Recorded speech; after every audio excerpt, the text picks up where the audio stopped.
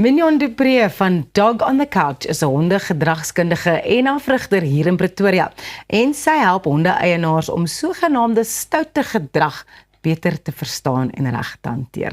Vandag gee Mignon vir ons praktiese raad oor hoekom honde soms moeilik of uitdagend optree en hoe ons hulle gedrag op 'n vriendelike en konstruktiewe manier kan verander. Mignon, welkom by Goeiemôre, good morning. Dankie.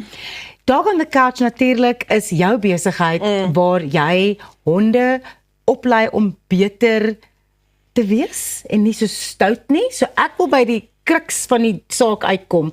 Is daar iets soos 'n stoute hond? Nee. Nee. Reg. So verduidelik jou antwoord asseblief vir my.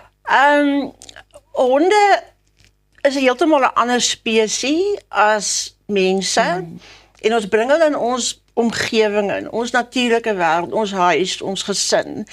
En honde sukkel baie keer om aan te pas in daai omgewing en dan moet jy nou ook in ag neem, daar's faktore soos genetika wat in ag geneem word. So byvoorbeeld 'n border collie mag dalk stout wees, maar hy soek eintlik skape om aan te keer. Ja. So baie keer is die omgewing en hoe hulle groot gemaak word wat veroorsaak dat hulle goeders doen wat die mense nie sien as aanvaarbaar nie of voel is nie aanvaarbaar nie. En in ons moderne wêreld vandag is ons geweldig ongeduldig en ons soek vinnige fixes. Ja.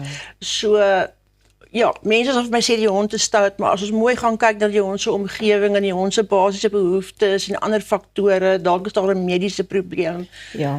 Dan kom jy agter maar die hond is stout nie, die hond probeer kommunikeer dat daar 'n behoefte is.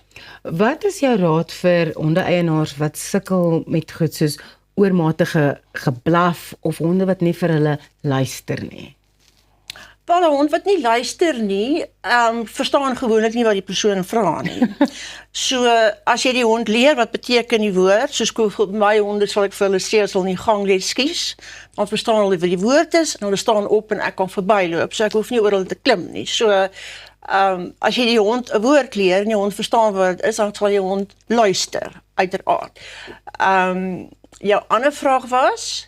Hoe kan mense te werk gaan om die gedrag nou te verbeter as die honde hulle nie verstaan nie? Wel, ek sou sê 'n kritiese periode in die hondjie se lewe is die eerste 6 maande, veral die eerste 4 maande. Ja. Wat dan in die brein ingaan, bly daar vir die res van die hond se lewe. So die beste plek om te begin is om na 'n goeie pappieskool toe te gaan.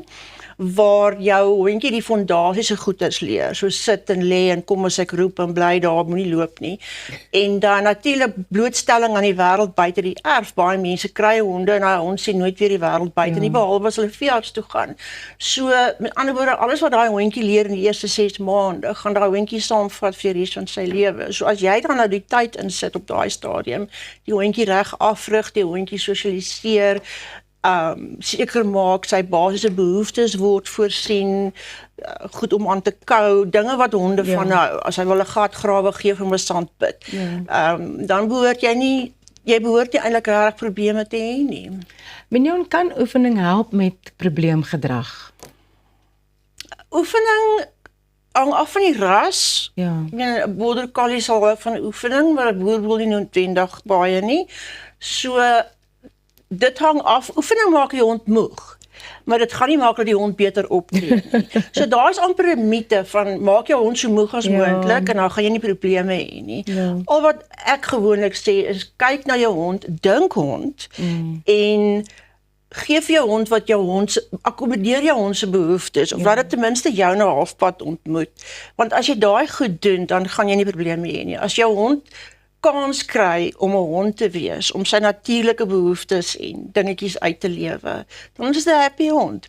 Ek moet byvoeg dat in vandag se lewe sit ons met baie besige huishoudings. Daar's kinders wat rond te hardloop. Mense staan vroeg op, hulle gaan tot laat in die bed. Dinge is baie aktief. So daar is navorsing wat gedoen is dat Kyk na die hond. Ekskuus tog, Mignon, ek gaan nie nou in die rede val. Ons is net hierna terug.